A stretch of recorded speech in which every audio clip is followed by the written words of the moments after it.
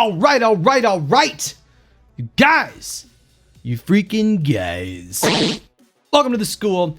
Good old Professor Hypnotic is coming back at you today with yet another Pokemon Sword and Shield video. And this one's going to be interesting, you see, because we're going to do some science together. Right here on this video, we're going to do some science, we're going to test some theories, and we're going to try to determine whether or not the time machine shiny hunting method still exists in Pokemon Sword and Shield. Now, I've been trying to research it. I was looking for videos, anything that I could find online about the subject, and it seems to me like everyone's pretty much forgotten about the time machine method. I found a couple of people who asked some questions in forums, but nobody seemed to have any good answers, and it seems to me that nobody's even tried it. So we're going to attempt it tonight. But first we have to establish, Hypnotic, what is the time machine method of shiny hunting? Well, it was a method that existed in some of the older games, right? Some previous Pokemon titles. There was something called the time machine method, also known as the shiny swap method. And basically what people would do is they would hatch eggs and save the game. And they would use Magikarp eggs because Magikarp hatches faster than any other Pokemon. So they'd hatch, a full box of 30 eggs and save the game. And then hatch another full box of 30 eggs and save the game.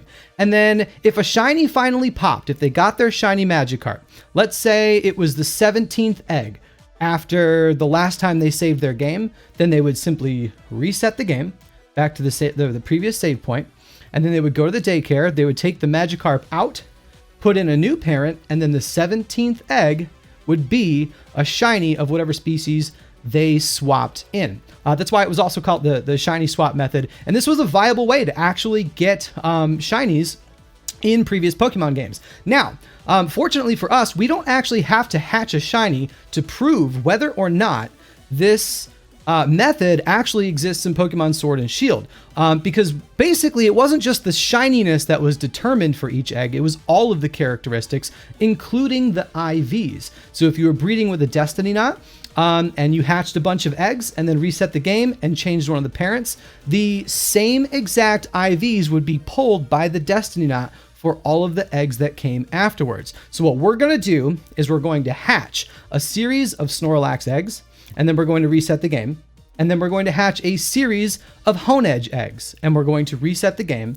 And we are going to compare the stats and the IVs that we get on those eggs and see if they are all identical in sequential order. We're going to be using two 6 IV Pokemon. This Snorlax here has 6 perfect IVs. This Honedge here has 6 perfect IVs. And then the Ditto we're going to use has no perfect IVs. So we're going to give each of the parents the Destiny Knot so that we can see which 5 IVs get chosen to be passed to the offspring.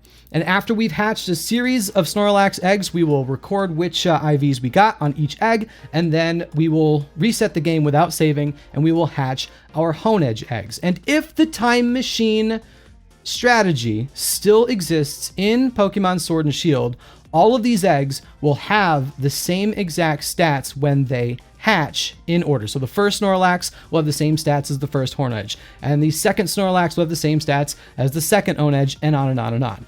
Hopefully this makes sense. Let's put the theory to the test. I'm going to kind of fast forward in the video here because I'm first going to go get myself 5 Snorlax eggs for us to hatch. So I will see you in just a second. Okay, but before I get started, I actually just want you guys, I just want you guys to see that I am actually putting the correct parents in the daycare. We've got the 6 IV Snorlax and then the Ditto with no good stats. And the Snorlax does have a Destiny Knot, right? So these are the parents that are going into the daycare. I just want you guys to see this happen so that there's no mistaking which parents went in.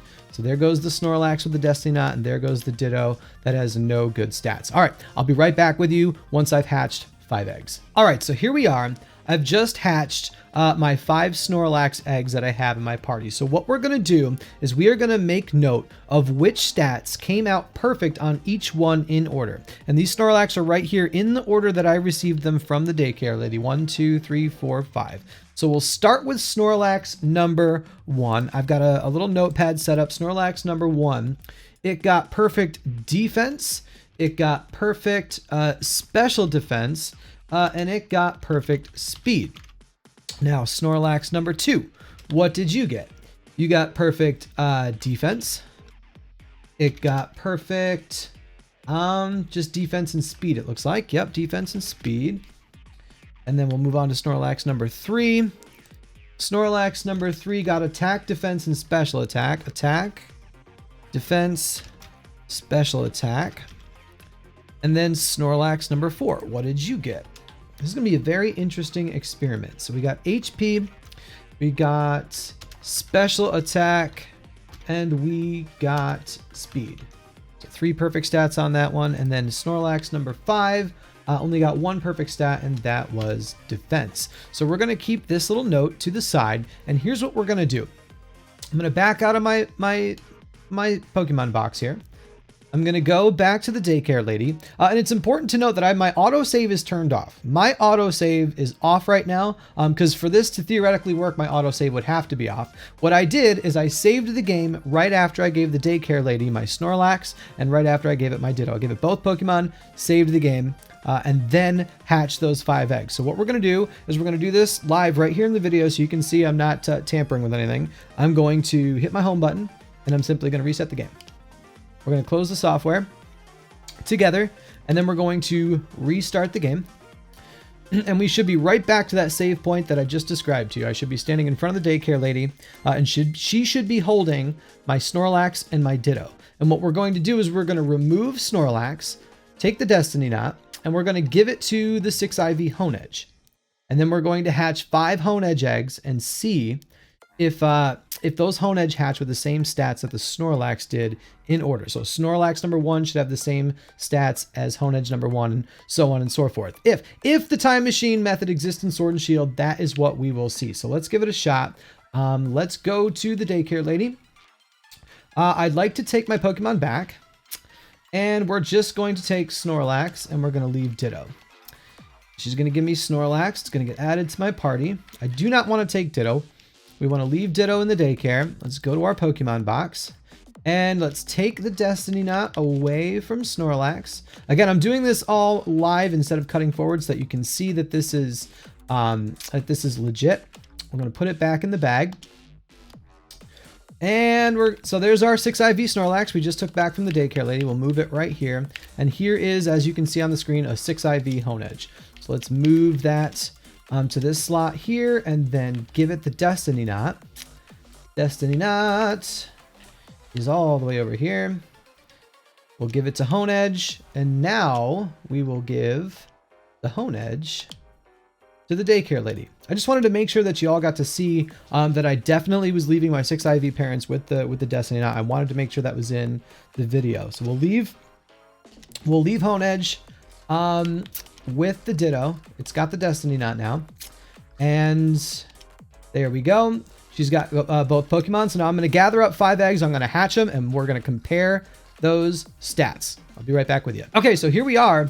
It's basically moment of truth. We're about to find out whether the time machine method of hatching shinies actually carried over from the older games into Pokemon Sword and Shield. So before I look at the stats on this first Honedge, I'm going to pull up my list that I had, and I'm going to take a hard look.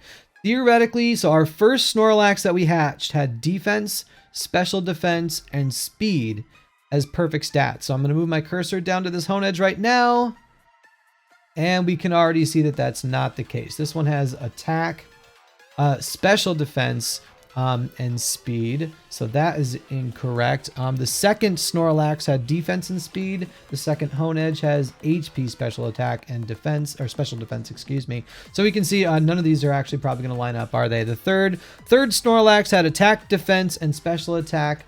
This has attack, special attack, and special defense. These are not lining up whatsoever. So there we go. There we go. It was a worthwhile experiment. And there's our answer, that's what I really wanted to know. If it turned out that the time machine method actually did exist in Sword and Shield, I was going to be pumped. I'm kind of sad that it doesn't exist. But at the same time, now we know. Now we know. This pretty much disproves it because, like I said earlier, it wasn't just the shininess of the egg that was predetermined ahead of time. It was all the characteristics of the egg, including the stats that it received from the parents when you were breeding with a destiny knot. So there we go. No time machine, no shiny swap method. I am sorry, you guys. But we're not going to be able to utilize that to get ourselves some shinies. So that's going to wrap up this video. I will not clickbait this video. I will put clearly in the title that the time machine method does not exist in Pokemon Sword and Shield, and this video is my proof. So if you watched this far, I appreciate it, but you shouldn't be surprised at the result. That's going to wrap up the whole thing. Please remember to like, please remember to subscribe to the channel. I'll be doing a lot more Pokemon Sword and Shield how-to videos going forward.